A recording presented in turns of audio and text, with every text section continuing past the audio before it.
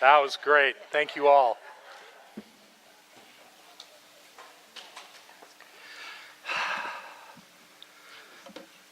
Oh, they're taking their time. Why don't we give them another hand?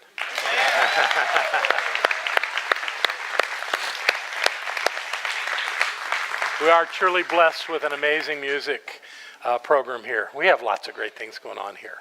So thank you for coming today. It's wonderful to see you again. You might notice that that I spoke here last week, and our tendency is to take turns. But this is my blessing. I get to be with you today. I won't be here next week, so I'm making up for it right now. So what I want to talk with you about is this idea of making the world a better place. It was several months ago that I was leaving the center one day, and I noticed something that had been there for years. And it was a very informative sign. It said exit. And it's important. It was important to have an exit sign because it's interesting how people will be coming down Sand Hill Road and they'll turn onto Science of Mind Way because someone said to them, go down the road and take the first right. Those are people that hadn't noticed Science of Mind Way. So they do instead of going down to South Bear Creek, and they come down and you can see it. They have no idea where they are. And an exit sign kind of helped them out. But I got to tell you, I got tired of looking at the exit sign. So we changed it. Some of you may have noticed that. It looks like I got to turn this on for it to work. Well, there it is. Yay. That's what it says now. But I'll have to admit, even a sign like that needs a little interpretation. And we've never really talked about it. I just did it. And I've had some people come to me and say, oh, that's really nice. And others say absolutely nothing. So it's either not being noticed or it's just being accepted. Anyway, I think it's time to talk about it. So that's what I want to do today. I want to talk about how it is that we make the world a better place. Sounds like a big task. But the truth is that our lives are integral to life on planet Earth. We are not separate from it. We are not beside it. We are it. We are life on planet Earth. And yes, there are many, many other, billions of other people that are here as well. But nothing can move the entire species of human beings on the planet any better than a group with a clear intention to make the world a better place. And so when we take that on as our task, we have an influence over that. We have true influence. And we do that by simply being who we have come here to be. We did not come to this planet just to take. And you'll notice that's the case when people leave the planet. They don't take anything with them. Therefore, the acquiring of things is not why we're here. Nice to have things. I have no problem with things. But this idea that somehow life is about how many toys you can get, how big a house you can live in, how fast a car you can drive, is really not our reason for being here. Nice as it is. Our reason for being here is that we can contribute to the wholeness of the experience of planet Earth. Specifically, but not limited to the human beings on planet Earth. So when we are living according to our purpose, we are living according to our plan, we are influencing the entire planet. And it's hard to notice day to day, but the planet is getting better. Things are getting better on planet Earth. Now, you can give me exceptions to that, but those are usually specific to your paradox on how you see the world. The way I see the world is, and I've been watching, it's getting better. There's a professor at Harvard that I'm kind of enamored by. His name is Pinkman. And Professor Pinkman studies violence in the planet.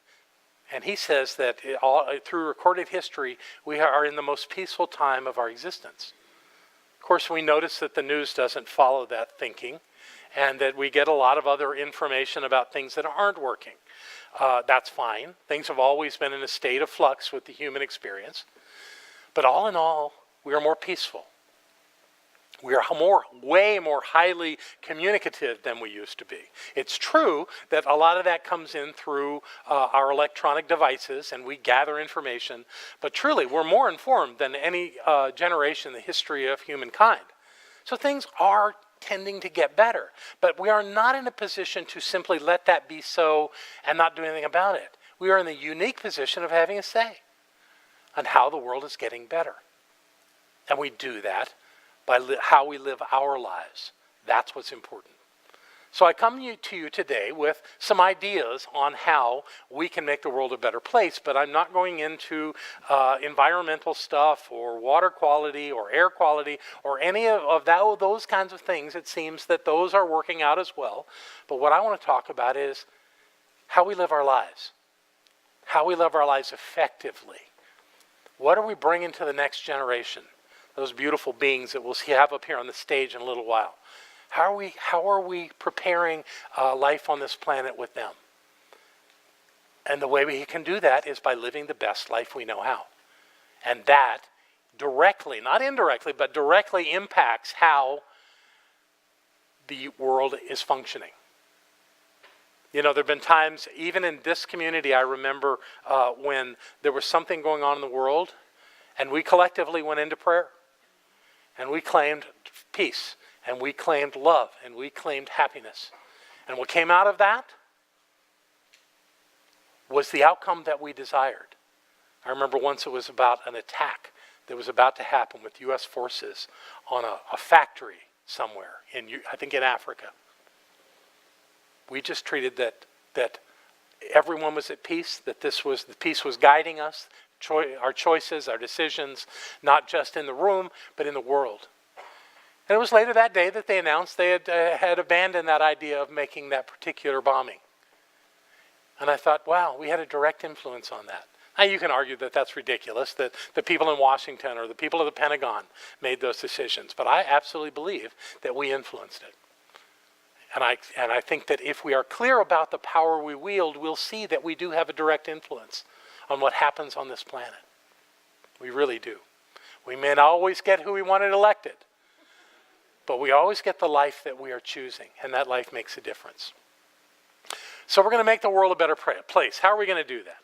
I believe that we're going to start by stopping. I want us to stop struggling. Yeah, look at that picture for just a second and get a sense of that. That's sometimes how it feels, like it's all uphill, and we're carrying the biggest load that we could ever imagine. We're struggling with life. And when we do struggle with life acknowledges that and makes life harder. You know, the best way, I know, the most effective way to fail in your life is to struggle. Struggling is not an effective tool if you want to live a life that is full of joy and happiness and you're accomplishing the things that you want to accomplish. And struggling is all about how you're looking at something. It doesn't mean that people that don't struggle don't have challenges. They do. But they don't see them as problems. They see them as opportunities. And when we do that, that's how our lives turn around. How many people have I met that tell me that some physical malady that they had gone through or were going through was the best gift they ever got because it woke them up? There's all kinds of things. Barbara and I are on this eating plan, and we're under a doctor's supervision, and we're taking care of ourselves. All it took was for me to look at the numbers when they did the blood test and say, oh yeah, you got to change. I could have seen that as a problem. Oh, this is not good. Oh, what shall I do? I could get really sick. Or I could say, let's just do something about it. So we did. And it's working. And I've stopped whining about no coffee. I'm used to seeing carbohydrates around that I'm not going to eat. I'm really okay with that. You know, it's okay. I can do this. And Barbara said not to say this, but I'm going to anyway. Working for Barbara too. She's gone from a size 12 to a size 6.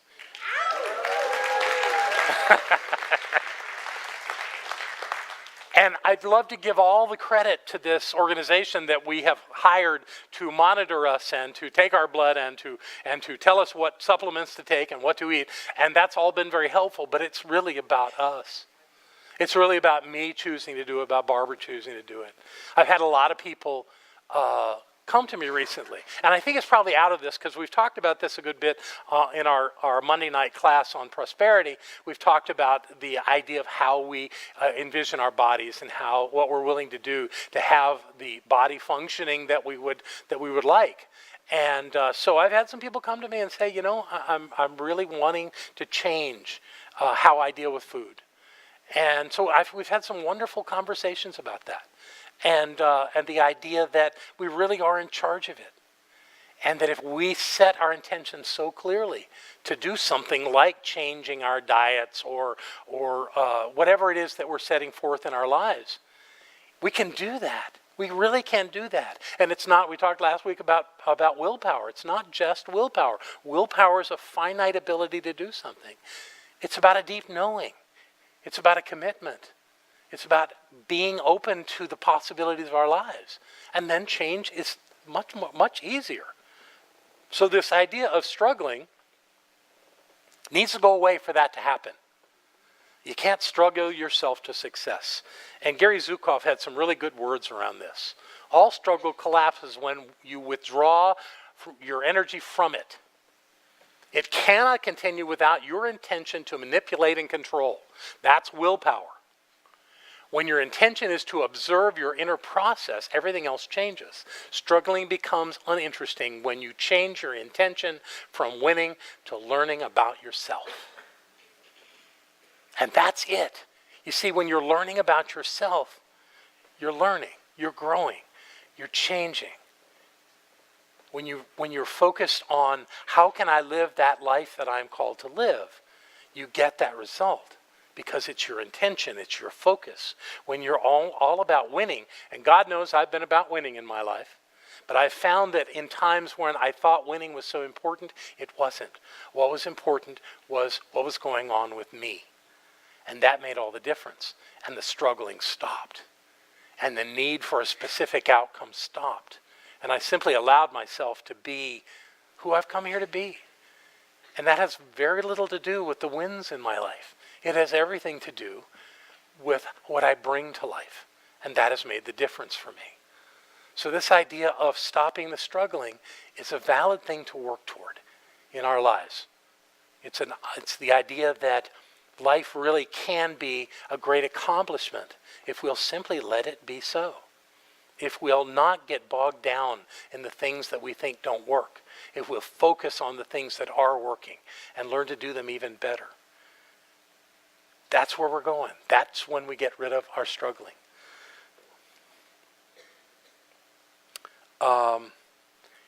We have that ability within us to change. We always do.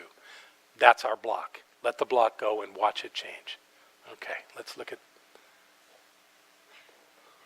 practice. Or practice, practice, practice. Practice what? Well, one example of practicing is what is our spiritual mind treatments done by our practitioners. We call them practitioners. They're our spiritual leaders. They come from their heart. What do they offer? They offer the practice of spiritual mind treatment. That is an example of what I'm talking about. Spiritual practice, yes, but really it can apply to all the practices of your life. Whatever it is that you're calling in. You see, we all have to learn how to be the way we want to be. It doesn't just come natural. It doesn't come without attention and intention. And the way to get from that place of making yourself do it or making yourself not do it is to create a practice. The thing that changes in how you deal with the activities of your life. It's important. It's helpful to have spiritual practice. Barbara and I treat every morning. We get together and hear each other's and witness each other's treatments. And it's delightful and it's inclusive and it lifts me up. So when I finish my treatment work, and I've called all your names, those of you who are members who are on that list at any particular time, I feel light and ready for the day. Because I've set forward an intention for my day so clearly, knowing who I am and knowing who all of you are, that I'm able to do that work so beautifully. That's a practice. And there's lots of other things that we practice in our life. There's lots of things that you could tell me about your life that you wish you did better, that you wish you accomplished on time, or whatever the parameters are. There's things that you wish you did better. The only way to get better at something is to practice. So how does that work, and why does it work? Well, I found a study. Ballerinas. A group of ballerinas with the National Ballet of Canada went through a series of tests with researchers. What they did was they had MRIs taken. They did it at the beginning of a season when they had a brand new dance routine to do that they did not know. And although they were professional ballerinas, they had not done this before, so they had to learn the routine. Trust me, what little bit I know about ballet is that that's a lot of work to get your body to do those moves in sync with all the other people on the stage. It looks so effortless when they're up there doing it, doesn't it? I mean, it's graceful, it's beautiful, it's flowing. And then this particular picture, which I picked on purpose, they're all up on their friggin' toes. That's just mind-boggling to me. So this is what the researchers did. They did an MRI of them before they had begun rehearsing and practicing their new routine for their new season. And they actually measured the cerebral activity of the cerebral cortex. So I wrote this down just to make sure that I stay on course with this. The cerebral cortex is the part of the brain that controls memory and activity and communication and such as that. And what they found was there was activity there as they were envisioning their new routine, because that was what they were asked to do during the MRI, was to be, of course, totally still and to envision themselves doing the new routine. Well, they didn't know the new routine, so it didn't show much activity. You know, what little bit they knew, they had some activity in their minds around this, but not a lot. 7 weeks later, they did it again. They had them do MRIs. They had them envision the routine, which they had been doing for 7 weeks, and it was massively more active. Their mind was totally engaged in this vision of them moving through their activity as the MRIs were done. Massive. Then they did it a third time. They did it 34 weeks after the first. This is once the season had started and they were very engaged in doing their routine every day. And they checked their cerebral cortex through the MRI. And it had very little activity as they were envisioning the routine. They had made it a habit. They knew how to do it. They didn't have to think about it anymore. So that is absolute proof in my mind that if we begin a process of changing our behavior and we are consistent with it over time, it becomes habitual. And we don't have to think about it. We just do it. We do it because we want to. We're doing plenty of things that we don't want to out of habit. Why not do more things that we want to out of habit? Because we have practiced and learned how to do that. Isn't that a great idea? The third one. Happiness. We so underrate that. Not here we don't, but in the human experience, we underrate this idea of happiness. This idea that life has so much meaning and that we can joyously experience it in every moment. Those of us that don't, those people who are depressed or angry or upset or blaming or whatever they're doing, I know it's not you, but those people are generally not happy. And what happens is when you're not happy, you're not making progress in your life. Who's the cellular biologist? Bruce Lipton. Bruce Lipton had this brilliant understanding from his focus on cellular biology, and says that our species functions just like a single cell, in that it can only be in one of two states. It is either defending itself and protecting itself and taking care of being okay from that defensive posture. And when it's doing that, it can't take in nutrients and it can't thrive. It can't be what it is intended to be because it's in this defensive posture. And when a cell is not in that, when a cell is taking in nutrients and aware of its environment and fully engaged in being the cell is designed to be, it flourishes. We do the same thing. When we are worried about stuff, when we find that we have problems, when we have reason that we believe is good enough for us to be unhappy, we're dying. We're starving ourselves of the things that really make our lives work, which is joy. The Maharishi says that the purpose of life is the expansion of happiness. And if he's right, if that's why we're here, then we have an obligation, not only to ourselves, but to the entire human race, to be happy. It's our job. And it's a good thing to do. So I want you this week to monitor yourself. And when you see that you've fallen into some kind of grumpiness, or confusion, or upset, or anger, or judgment, or any of those toxic things, catch yourself and go, I release that. That's not why I'm here. I'm going to be happy. And put that smile on your face and look up and take a few steps and it'll all be good again. This is how life works. And we have good models in this world that can teach us how to do these things. One of them is this man. I'm sure there are pictures of the Dalai Lama where he's not smiling, but I've never seen any. The man is generally happy, and it's a choice. It's not that everything in his life is working great. You know, obviously he's living in exile. He's lived most of his life now in exile. You know, I've told you this before, but a reporter once asked him, how can you be so happy when the Chinese took away your country? He said, well, I gave them my country. Why should I give them my happiness? You know, he makes sense with that. Why not just be happy? Now, what most people on the planet think is that this idea of happiness is when everything lines up beautifully in your life. Everything is working. Now you can be happy. That's a lie. That's not true. When we let our environment determine our affect, we're giving control away of who we are. We're not being who we are. We're being what the environment is telling us to be. So when environmental circumstances show up, obviously I'm not trying to tell you not to have a moment of upset. Everybody goes through that. But don't stay there.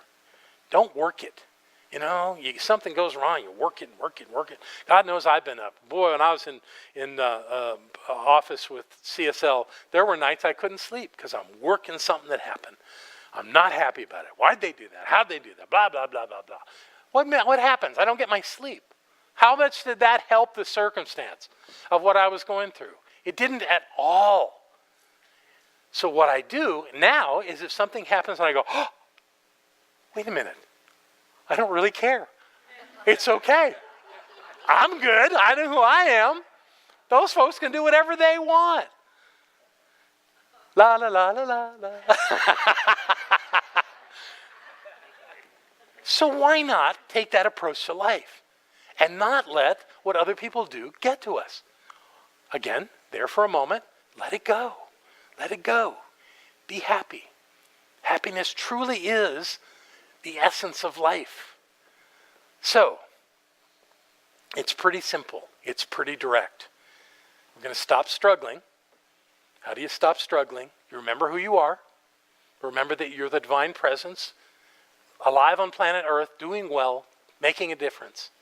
Even if it doesn't look like it in the moment, it doesn't matter. You remember who you are, and the struggle will stop. I like the idea of telling the thing that you think you're struggling with, you're a nothing. You're a nothing. I love the line that we sometimes use in treatment where we say, we return it to the nothingness from whence it came. It's nothing. It doesn't matter. I know who I am. I'm the presence of the divine right here, right now. I'm the captain of my life. I'm in charge. I make it the way I want it. And claim that into your life. No struggle. Power. Work from your power. It changes everything. No struggling. Be happy. Yeah. Yay, thank you. There's that cerebral cortex. I skipped a page. No wonder. Let this work for you. Let yourself be the divine being that you were intended to be. Know who you are. Live from that. Love from that. And be happy from that. And you and I will continue to grow and prosper in this life. And we will truly make the world a better place. That's who we are. I love you very much. Thank you. Yay! Thank you.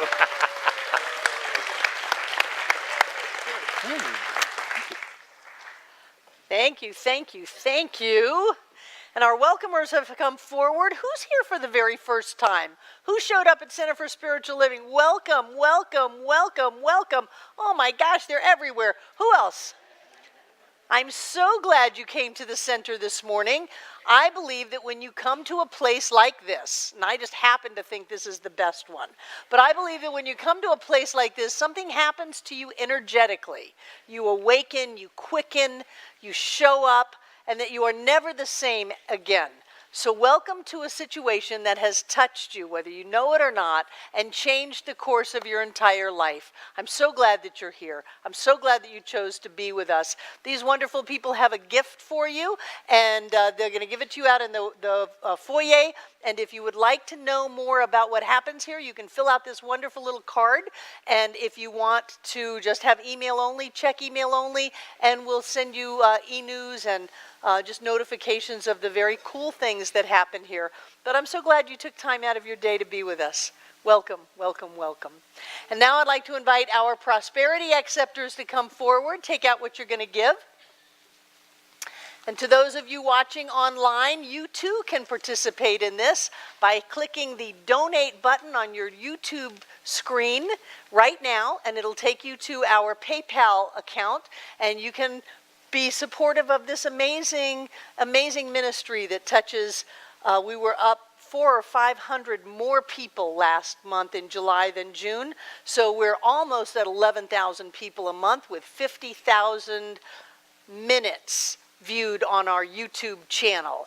That's a lot of people watching a lot of Science of Mind. So thank you for supporting this, and we intend to change the entire world with teaching people that they are in charge. Thank you those of you who give, whether you're putting money in the basket today, whether you give through the auto pay program, the PayPal accounts, whether you mail in your checks during the week or have your bank send them. We are a very generous group.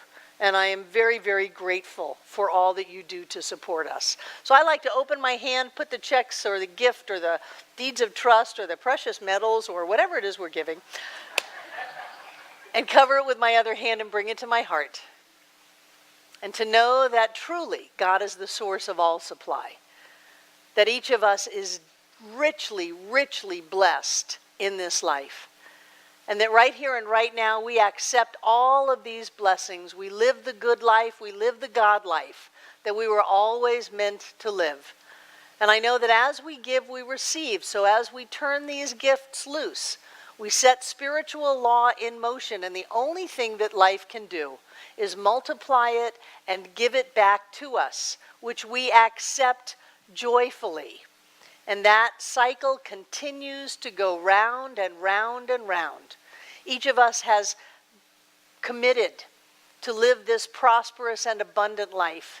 Each of us has committed to be on the spiritual path. And each of us gets to have the chance in life to be the best of us, to give the best of us, and to participate in all of the growth and the joy that there is. So I know that we all come together this day to make this center all that it was ever meant to be. It is a place of peace, a beacon of light, a tower of strength, and a fountain of wisdom that touches the lives of all who call it home. And we'll repeat our investment affirmation together aloud. I freely and joyously give from the abundance and fullness of my overflowing wealth, knowing my gift goes with love as it touches and blesses the world, and so it is.